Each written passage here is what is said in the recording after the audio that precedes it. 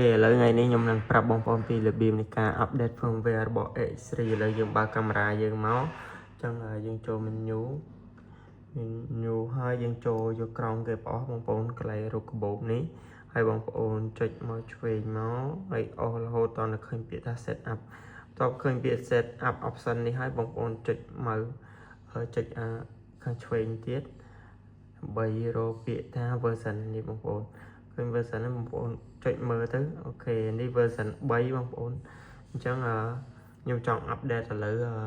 Sony A63 វាឡើងដល់ version 7ហើយបងប្អូនអញ្ចឹងបើសិនជាបងប្អូនក្រោម version 2ឬក៏2.02 អីឬក៏ក្រោមហ្នឹងបងប្អូនត្រូវតែ update ទៅ version 2.04 ឬក៏ version 2.05 សិនបងប្អូនមុន update ទៅ version 7បងប្អូនអញ្ចឹងអូខេខ្ញុំបានប៉ុណ្ណឹងឥឡូវខ្ញុំដាក់ memory សិនបងប្អូនអញ្ចឹង memory យើងត្រូវប្រកាសថា memory ហ្នឹងគឺអត់មានអីទាំងអស់បងប្អូនអញ្ចឹងយើងដាក់ទៅ format memory សិនបងប្អូនអញ្ចឹងបានការ update firmware ហ្នឹងជោគជ័យបើយើងអត់បាន format memory ទេគឺវានឹង error អញ្ចឹងបងប្អូនអញ្ចឹងខ្ញុំទៅ format memory សិនបងប្អូនចុចមកដាក់ memory ចូលហើយចុចកន្លែង home មកបងប្អូនចុចកន្លែង media មកឃើញ format អញ្ចឹងខ្ញុំចុច format មួយសិនអូខេបន្ទាប់ពី format ជោគជ័យហើយខ្ញុំច្រឡំបងប្អូនឥឡូវខ្ញុំបិទខ្ញុំ format ផងទៀតមិញច្រឡំ record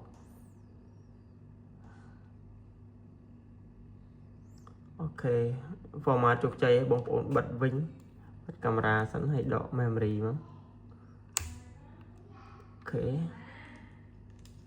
ហើយយើងមក download memory ហ្នឹងយើងយកមក copy file បងប្អូនត្រូវ download ចូលទៅក្នុង website របស់